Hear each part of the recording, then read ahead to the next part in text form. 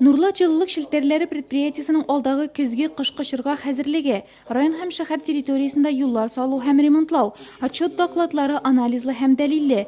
Су объектларында булганда уяулыкны арттыру һәм күңелсез хәлләр килеп чыкмасын өчен алдан ук чаралар күрү турындагы мәсьәләнең көн тәртибенә кертелүе дә бик вакытлы. Нурлатта су кыену өчен махсус урыннар юк. Район башкарма комитеты җитәкчесе Алмаз Әхмәтшин белдерүенчә, әлеге юнәлештә эш башланган, әмма мәсьәләне ахырынача җиткерү буенча шактый тырышасы бар әле.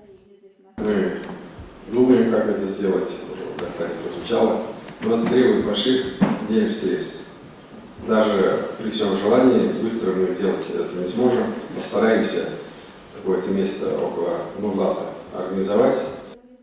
Узган уку елына да йомгак ясалды. Гомуми нәтиҗәләр узган елныкыннан шактый яхшырган. Безнең киләчәгебез булган балаларга тормышта үз лаеклы урыннарын табулары өчен мөмкинлекләрне киңәйтү максатыннан Алмаз Әхмәтшин аерым белем бирү учреждениеләре базасында бердәм дәүләт имтиханнарына хәзерләнү буенча махсус үзәкләр ачу тәкъдиме белән чыкты. Самое главное, у людей будет возможность выбрать для себя, как они будут готовиться. Но если мы помогаем, ограничение какой-то по стоимости, но самое главное, мы в рамках нашей системы образования можем подготовку организовать бесплатно для детей. Киңәшмәдә Росреестр идарәсенең Нурлат бүлеге җитәкчесе Татьяна Морозова отчеты да тыңланды. Шунда ук котлаулар да булды.